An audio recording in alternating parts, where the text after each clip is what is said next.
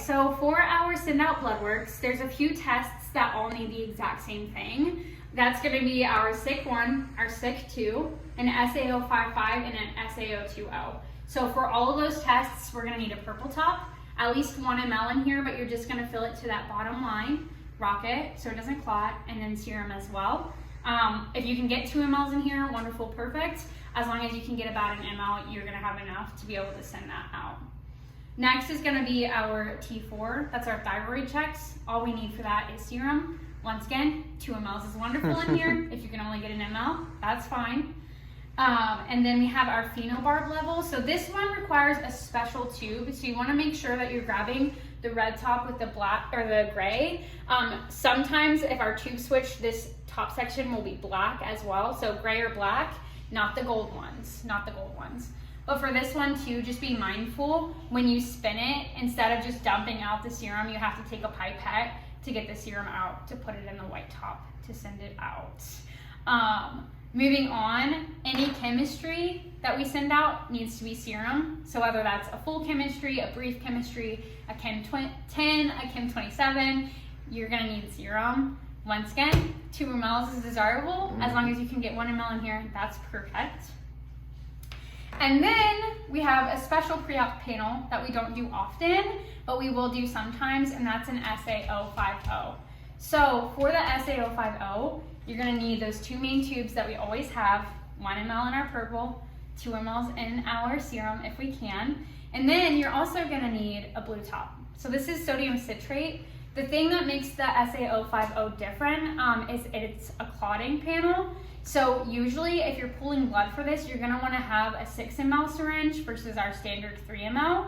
You're gonna put the blood in here first, and you wanna fill this up as much as it'll let you, so 2 mLs.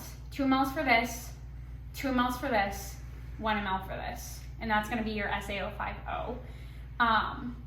This has very different protocols when it comes to getting the serum. You have to freeze it and everything like that. So just make sure if you're doing an SAO50, you take a look at that IDEX form. It's gonna tell you exactly what you need to do for this.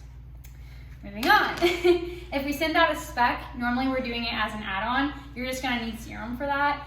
We do have those rare occasions where we're just sending the spec. In that case, you just need your serum. And then probably our most common tests is a heartworm test or a 40X heartworm test.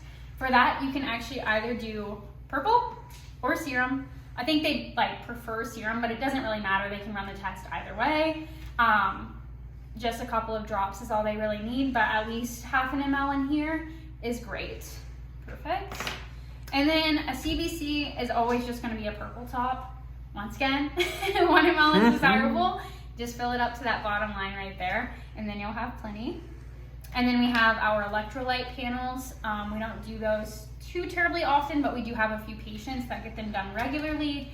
Any animal that gets like Zycortal injections, we do electrolyte panels for those, and that would be serum as well.